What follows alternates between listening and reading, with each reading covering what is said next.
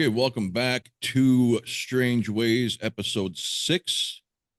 And we did Kiss and Hotter Than Hell. And now we're going to rank the songs worst to first on Dress to Kill. I am Rob, that is Scott, and I will turn it over to the man. All right. Dress to Kill, baby. Third studio album, 1975. The great Neil Bogart produced it himself, man. I mean, look, for a guy that's never produced an album before, he's made a lot of success in the record business and company and one-hit wonders and all that stuff. But physically produced an album, a lot of people give him shit for this album, like he didn't know what the hell he was doing.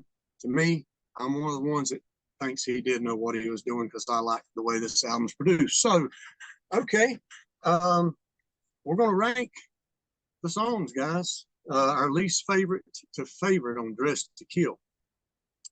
And believe me when I say, I think I found this one the toughest so far, even though Hotter Than Hell at this time is that much ahead of Dress to Kill for me. This one was harder for me. Really? I don't know what. Yeah, from the first one and Hotter Than Hell. So, you want me to start it off? Or Yeah, you go ahead. There's 10, right? Absolutely, bro. Yeah, you go ahead and get her going. At this point in time in history, I gotta quit saying that shit. That's the Paul Stanley coming out on you. Damn it. Contradict himself. Sometimes I can't stand the bastard, and then I'm here acting like it. But anyway, excuse me. My number 10 at this point in time is what I meant to say, because you never know what's going to happen in the future, is Rock and Roll All Night. Egg me, hang me, stake me, whatever, guys. But I love the song. I actually am a studio guy. And that's something me and you are really going to hit, dude, once we get to going, studio is live tracks from studio tracks. That'll be a long one. But I like this one better than I do the live version. Most people do not. I'm in that minority category. I love the studio version better than I do the live version. Maybe it's something to do with that's all the hell you ever hear on the radio around here if they play something by Kiss. Anywhere, that's all you hear is the live version. Wow, man. Let me see my volumes. Okay, yeah, okay. Yeah. I can barely hear you. There you go. I can hear you better now. But, okay, yeah. Even the live version, even here and in North Dakota, believe me, we got very little options for rock music on the radio. That's all you're going to hear is the live Rock and Roll Night. That's it. Maybe once in a while, Beth. That's it. I never listen to the radio anymore, bro. Neither do I. I listen to pretty much all streamed stuff or thumb drive music or whatever. Me too, man. And you're South Dakota or North Dakota? North Dakota. You live close to Sturgis? That's South Dakota. We're about 200 miles from Sturgis. Okay, yeah, I know it was South Dakota, but I didn't know if you live like toward the border or close to it somewhere there. We're located central North Dakota, and Sturgis is western South Dakota. So it's not far. You can pretty much go anywhere from North Dakota to South Dakota in 8 hours or less. I'll trade with you, man. You want to come spend the damn summer in North Carolina? It's fucking killing me. It's at 98 and 100-degree days. It's kicking my ass. I hate that weather. All right, brother. I'm tired of rain. All right. My number 10 and 9, I couldn't choose which goes where, so it really doesn't matter. I'm going to go with Two Timer. To me, I know you're a big Gene guy. This is not a strong album for Gene, in my opinion. Short of maybe Rock and Roll All Night, just because of what it's become. But his songs are very mid-tempo, and there's very little angst in his voice on anything in here, except for maybe She. But it, like I said, two-timer again. These last two songs I do not hate. They're just the least likely to be played on purpose. And that's something I meant to say before I started, because you've got to say this on albums that you love. I don't hate none of these songs, guys. Yeah. None of them. And I love Gene's two-timer where he I tell her all the time. How you like that one? He's got hints. Yeah, he's got hints of it, but it's just I don't know. It just seems lacking. I'm talking about that where his voice totally changes. You know that second the second line. It's like mine the best just because I'm no, that ain't it. Where he goes, his voice sounds like he actually has got mucus in his throat at that certain point. And it's just one time in the song. But anyway, yeah, if you don't know, listen to it real close and you'll know exactly what I'm talking about. And you'll laugh your ass off. Okay, man. Number 9 for me is, and the sad thing about, look, I'm going to go ahead and get this out of the way. This album's one of my favorite albums by Kiss. It has been my favorite at points and times in my life, and I love everything on it, and I think it's an excellent album. I just hate the fact that they had to rush this album. If they could have finished some of these songs, like the next one, which is Ladies in Waiting, is my number 9. If they could have finished some of these songs and put solos with some of these songs and really made a masterpiece out of this very well could have been their Pyromania Back in Black album. Like I told you, there's so many albums they had there, and like, in my opinion, a 5-4 year straight. Actually, Creatures is really their flawless album, but at the timing is shit. Yeah. Oh my God. Imagine that after Love Gun. Oh yeah. Yeah. So, hey, I know I can get off on all kind of shit, but 9, Ladies in Waiting, I love it. It's just the repetitiveness, because I don't even think they have a third verse in that, or second verse in that song. It's actually my number 9 too. And I said, that's why I say two-timer and Ladies in Waiting are interchangeable for me. They both are just lacking something, and I can't explain it. They're not terrible songs, but it's like you said, it's almost like they're not complete. I don't know how else to say it. Ladies in Waiting is one of the last ones that was put on the album. You can tell it was rushed because there's a lot of repetition. Ladies in Waiting, ladies in waiting, ladies in waiting, yeah. Ladies in waiting. I mean, dude, they say it a freaking 15 times at the end. So anyway, yeah, count it, man. They may be more than that. Here, let me blow you up here so I can see you. I don't need to see my ugly ass. There you go. Now I got me in the corner, so I can see if you do anything this time. I didn't see you last time. All right. So you've been asleep, you said? What's that? You sleep during, you're a third shifter?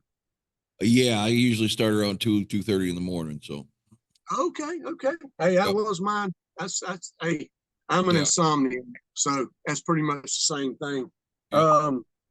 All right, dude. It's funny that me and you kind of crisscrossed a little bit here. And the last time I did this album, which has been 4 or 5 years ago, probably, this was a lot higher, I'm pretty sure, but I don't know how it wound down this time. But it's two-timer, and from here up, these songs could be anywhere.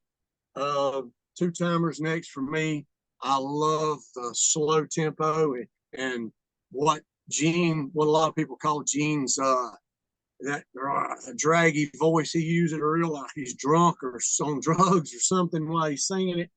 I absolutely love, because I think it's the only song that I've ever heard him do that in, period. I've never heard him do that in anything else.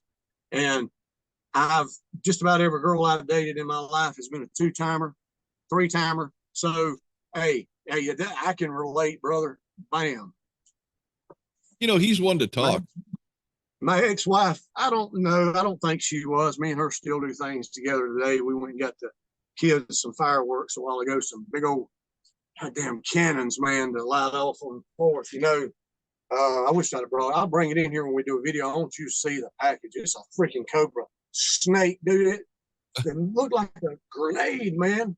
I mean, them things are that long. They're getting bigger every year. But anyway, yeah, two timer is my number 8. 8. Okay, so Yes. number 8 for me is one of Paul's weakest songs, I think, in the 70s in Room Service. It's got a great riff and a great verse. I do not care for the chorus. Baby, I could use a meal, room service. It's so freaking almost like I mean, not the meaning, obviously, but it's sung like a nursery rhyme. It's just cheese to me. I really just, again, it's got upside in the groove and the verses, but once it hits that chorus, it just loses me. Hey, brother. Great minds think alike, dude. We ain't made it yet without matching one up. Mine's room service, man. That's next. That's next. And then you took the words out of my mouth. I really don't have to say anything because when I first heard this album, and I thought, damn, after I got older, I didn't analyze it, and I thought, damn, they should have let off with anything but this damn song. Paul's lyrics on this song, his voice is just, yeah, like you said, baby, I can use a meal, do what you feel. And how's it start out? Way to go. And I'm thinking that I'm going to scream. Yeah, it's just, It's awkward. very, Yeah, it is. it's But the it's lead, not Paul. I don't know what it is, but yeah. And look, don't get me wrong. This song used to be always on the bottom, even as a kid, all the way probably through 20 years ago.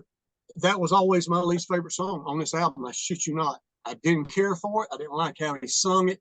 And then I started listening to it more and more.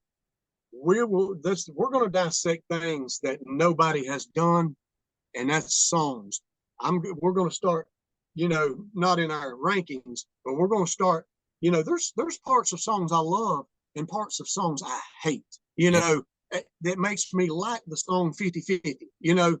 But the lead and the rocking toward the end of it, that's what makes me like the song. It's damn sure at the beginning. yes, sir.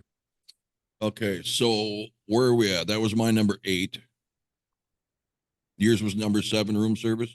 Yeah, that was 7 for me. Yep. Okay, 7 for me. And if we were talking live versions, this wouldn't be so low. Yep. I don't mean to interrupt you, bro. I've screwed up.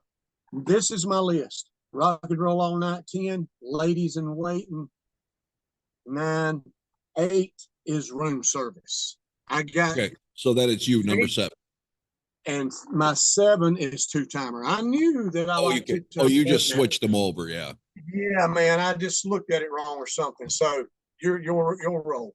Okay, so number 7, like I was saying, if this was live, it'd be a different story, but the studio version of She is sit your ass down.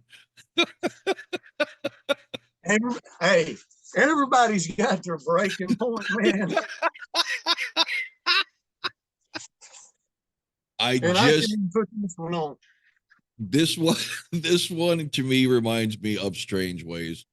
It's got all of the possibility in the world if they pick it up a tempo. It just drags too much for me. And that's just my personal taste. I like upbeat music. I'm starting to figure you out a little bit as we go along, even without you even saying anything. So that's good. That's good. I got you. You're not for the slower kind of slow motion. I like to be in the pocket, just so your head's always going. That's my type. Yeah. Yeah, like it's all right. Yeah. How it starts, finishes. I'm getting you, man. Like I said, it's a great song. I absolutely love it on a live. It's just the studio version just is a bit plodding for me. Oh my God, I love that song. But anyway, I'll get to that. My next one is that'd be number 6, right? Yes. Oh man. Now this right here, excuse me. This right here is where it got tough for me. From here up, Yep. When you said Dress to Kill, because I've done this in the last couple hours or whatever, uh, and I was, hot damn, dude, I can't. Never mind. It fucked my head up. Anything for my baby, and I love this song. I loved it Wow, that the low? first time I heard it as I was a kid. I wish they would. This is another one they didn't have time to finish. A lot of repetitive. They didn't have. He didn't have a third verse in this song, and if they could have just put something together and took just a little bit of the acoustic out of it and made it a little bit more electric, I love it like it is. It's perfect almost. But I would have really loved to have heard this remastered with electric and took the acoustic out just to see what it sounded like with electric doing that. But I love the song. I always have. It grabbed me when I was a kid. When I first, this was an 8-track that I got when I was a kid. I got it before I got the album. And that was the song that hit me. That was my favorite song when I was 8, 9 years old, was Anything for My Baby. That's the great thing about what we're doing here. You listen to any other podcast and they treat this song like it is something by, some fucking third rate band and they're embarrassed by it. I don't, that's why I like what we're doing. We have different opinions than the normal podcasters. Yes, and Paul sings his fucking ass off on this song. I don't understand. If you don't like the music, damn, you've got to love the sing the way he sings. Yeah. So number 6 for me is Love Her All I Can. I love how it moves. I just think that they could have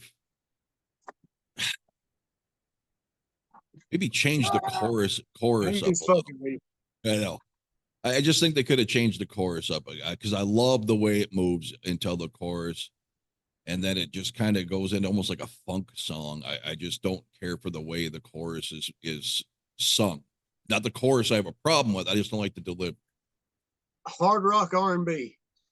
There you go. Yeah, it's a different sound, and it just doesn't fit Kiss's vibe for me. But it's a good song. Until that's my thing with a lot of songs. Either the verses are lagging, or the choruses are lagging, or the music is like. I mean, it's not all songs are bad. It's just parts of songs are bad enough to drop the rating. What I was talking about a while ago, we're going to discuss that, what we like about them, what we don't, because hey, there's enough there that we do love, and of course, it's got to fall somewhere. You know the story. Yes, sir. Um, all right, man. We got next for me, and I would probably literally get drugged down the street for this one, but I love the song, so don't nobody start throwing anything. Come on and love me is my next one. Oh, I guess that's oh, hey, no, there's nothing. I love this song. You just got to understand how much this album means to me. I got nothing bad at all to say about this song. Live, right here, just like I said, from Anything for My Baby up, man, you could have blended them for me. That's how much this album means to me. This is about like your tears are falling to me. yeah. I mean, it's so hard for me to do. It was so hard for me to do this album. The other two, it was hard, but damn, I expected this to be a little easier, and it was not. So the top 6 for me were real tough, and it's just it is what it is. Yeah, that's exactly, man. I love it, guys. Kiss Army. I would listen to it, and I do listen to it about every day. It's on my playlist. I love it. I do. All right, so that was your 5. My Yeah. 5 is Rock and Roll All Night. Wow. Yeah, Man, I have to give it love because of what it is. And I know that's not, we're not supposed to be looking at it. What did it become? What was it at the time is the way we're supposed to be doing it. With a song like that, it's like trying to separate, We Will Rock You from Queen or Back in Black from, AC/DC or certain songs you can't take away from what it did no matter what. Nope. And I, like you, do like the studio version better than a live one. I like Ace's solo in a live one, but in an anthem, you really don't need the long drawn out solo. It almost takes away from it. No, you don't. Maybe a quick little Quick, yeah, like We 15, Will Rock 20 You second has a little, solo. little thing in it, but it was not meant to be showcasing a solo. It just that's not why they write anthems. So No, it and was, believe me, it's played to death, and I don't ever want to hear it again live or studio, but I have to give it love and put it halfway. and that's why mine wound up 10th. It's overplay and Yep. just the saturation, bro. That's the only reason. Now, when I first heard this, dude, that was up there with that was one of the ones that I listened to all the time, rock and roll. When I was a kid, I lived and breathed this damn song, bro. So that's why I said don't nobody take anything personal on this, especially these first three albums. Because damn, bro, there's nothing that I can't live with, maybe except for Love Theme. But that's it. That's Yeah, it, bro. that's You really it out of the first three that I just will not listen to. know? All right, number 4, man. We're really getting there now. Um, Number 4 is one you've touched on already that I love. And like I said, I just keep loving and loving and loving these songs. The more I hear them, if I'm 100, if I live to be that old, which I probably won't, and I'm still listening to them, I'm still going to love them even more. This one didn't hit me when I was a kid. Just like you said, it was slower, melodic. Just Gene, it sounds like something that could have been on Hotter Than Hell, you know. Yes, Shit, yes. man. A Wicked Lester track that they drug out of the depths of hell, and thank God they did, because I've loved this song as I've gotten older, and I've loved it ever since. And Gene and his little bass, I love that jam session they hit. It is a great, great song. It's just for me a little slow, but it Yeah, is a great song. everybody's got their thing, man. That's right. My number 4 is going to be one of my favorite Kiss songs of all time, Oh, Rock Bottom. I oh, absolutely love the beautiful acoustic or even plugged in electric instrumental part in the beginning. And as Paul says on Unplugged, now it gets rough and it just kicks in and rips your face off. I don't know why past Alive this didn't stay in a set list for a few years anyway, and once in a while, but brought back in the 2000s. Proof in the pudding was how, I mean, look how rock solid and hard it was on acoustic version on Unplugged, let alone if they had it plugged in. I mean, it's just a heavy kick-ass song. this song here is a song that could have been done by ACDC or Yeah, somebody like that, bro. It's got that, yeah, that just, just oh, heavy. dude, I live and breathe that song, man. Um, and I guess that's why this time, last time I know it didn't beat this song, but this time it did. One spot, but I ain't gonna say what that song is. My next one is one of if not my favorite, because we just done Peter Chris. Yep. uh, uh, Getaway, This is your number number 3? 4. Number 4. No, my number 4 is Rock Bottom. Wait a minute, no, that is my number 3. So you Yes, need to do a number 4 yet. that was She. And my number 4 was Rock Bottom, so Getaway should be your number 3 because you started. Yeah, Getaway is number 3 Okay, yeah. for me. Okay. Yeah, I get twisted up too, man. I can't keep count. I'm old shit. But this now even harder from right here to number 1. These top 3 Impossible. could interchange any day of the week for me. I started to flip a damn coin. I swear. I shit you Yeah. not. I was getting a headache. And Getaway, there's nothing but perfection. Just like before, the song, She, Come On and Love Me, all the way up through here, dude. I would not change a damn thing about the song. I love how Peter delivers, like we talked about. I love Ace's lead, man. Ace really, it's amazing. His on them first 3 albums, how different, hell, first 4, 5, 6 albums, man, especially those first 6. Listen to some of A's leads on each album, and not one of them emulates the other album's sound. It's amazing, man. And Peter, this one and Hotter Than Hell, I'll still stand by it. All his drumming was perfect to me. I don't care what they say about him. But between this and Hotter Than Hell, I think he done his best work. Getaway number 3 could have been 1 easily. Getaway is my number 3 as well, as we just praised it on the Peter video. My favorite Peter Criss song of all time. There's not anything I can nitpick on this song. Everything is perfect for me. Like I said, Peter's strongest song, in my opinion, in his entire career, with or without Kiss.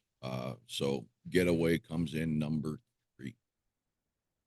Man, you've doubled up twice on this one. Yes, sir. We hit Room Service and Getaway in the same spot. All right, man. My number 2. And you just said it because I love it that much. And it damn near knocked out first place. Like I said, I just repeating myself, Rock Bottom. Yeah. The intro's a little long, but I don't give a damn, because when he comes in, and I mean, and this is another one, I prefer this version over the live version. See, that's and me. on this studio album, when I was going through trying to make my decisions, I did not realize that intro is just over 2 minutes, and the song is just over 2 minutes. It's like an even. It is. I was gonna say it's just it's a song, man. But thank God for that intro, man. Ace or Paul or who plays that, Ace? I think it's Paul. It may be Paul. We got to figure that one out. I've never found that out, but anyway, we will. But Rock Bottom, bro, it's a solid. It's always been in my top 5, at least, on this album. Even as a kid, I've never disliked it. There's nothing that I've ever had anything bad to say about it. Period. The sound, Paul's just.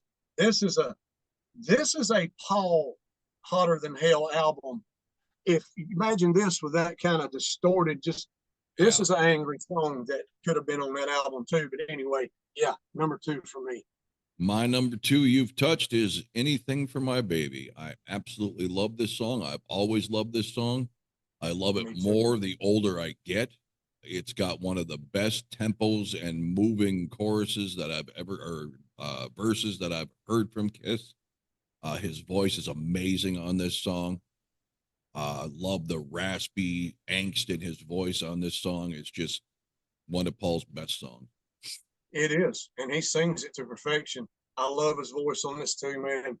And you can literally dance to this song, dude. And how do you not love that rolling drum during the chorus that Peter's put in there? It's just amazing. Absolutely. Okay, drum roll. We need something to hit on here, like dang, like a game show. Hey, you're good with that stuff. See, I never was good with that. The pre stuff like that, I never did go into knowing how to make the intros and the stuff. And it's a curse, because I'm a perfectionist with it, and I'll spend way more time on the damn production than the actual product. It's just and then I'll get it just perfect, and then the next day I'll change it. It's an obsession. That's what makes you, man. You do that because I'm telling you, when you take time with these videos, I've done read a couple comments about one guy. I can't remember where he's from, Texas, I think. He said this was the best one he's ever seen. He said he loves the way we are and how we interact, and he loves just the vibe of it, man. I'm like, dang, dude, thanks, bro. I mean, awesome. Hey, I'll take it, dude. And whoever you are, when you watch this one, we appreciate it, brother. We'll do what we can, man. We're real. So, all right, number 1. And it's been my number 1 probably for quite some time. Getaway, Rock Bottom. I mean, these songs has all been my number 1. It's a Wicked Lester track, and it's one of my favorite Kiss songs, just like the rest of these are. Love her all I can, bro. I cannot Really? get Number enough of one. this song.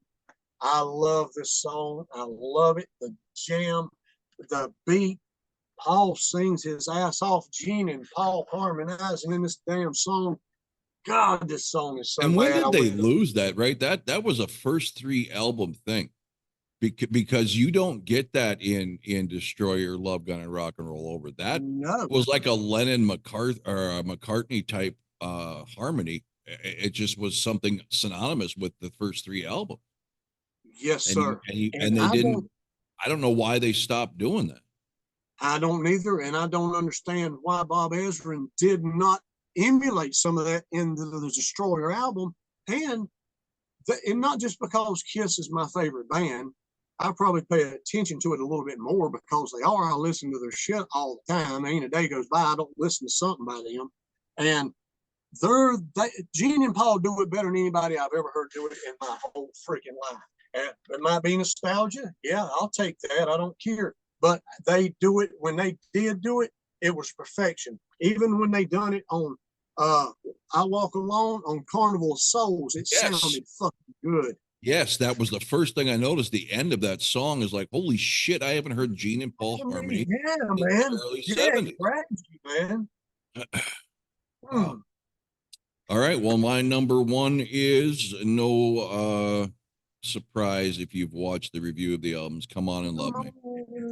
Yeah, to me, that is a top 5 Paul Stanley song in the entire 50 years of Kiss. Tragically forgotten after Alive, as far as being played live, as far as I've ever seen on video or concerts I've attended. I've never seen it live. Ridiculous to me. Better than Love Gun. Oh, really? You never? I think I've seen it once. Did you not see the Rock the Nation tour? I don't know what it was called at the fair in Minot, about 100 miles away. We went to, it was that or Alive. I thought it was 2004. Rock and yeah, I'm not. Who opened But up for him? nobody here. It was Really? supposed to be Buck Cherry, but thankfully they pulled the plug on that. That was Sonic Boom. No, this was something special where they were going back and doing the small markets after their first major tour. It was the first tour they played Flamin' Youth again. Oh, see, I didn't get to hear that one. Yeah, and that was, I thought it was Rock the Nation, but it might have been something else. It was called like the Secondary Market Tour or something like that. It was a summer tour, and Cities. yeah, and they brought out Flamin' Youth and that's just huge because that's the only time I've heard that live. But yeah, I've never heard Come On and Love Me live, ever. I heard it on the Rock the Nation tour. They done it in Charlotte, and Poison opened up for them on that. And that was fucking fantastic, bro. It was a great, great, great concert.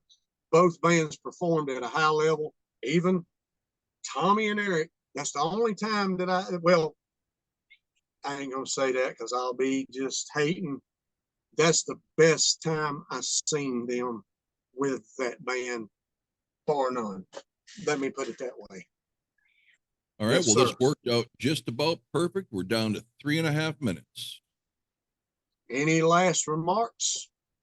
I'm going to look up in between shows here and find out what tour that was. Do you want to go ahead and kick out the next video in about 10 minutes? Yeah, man. Hey, I'm ready. I got my list and everything, bro. All right. So then we'll wrap this one up and we'll come back with Ace Frehley songs. And you watch the views on that one blow up. One thing I've learned on my channel is that man has got an internet cult following like you would not believe. That's my man. Until next time, thanks for watching.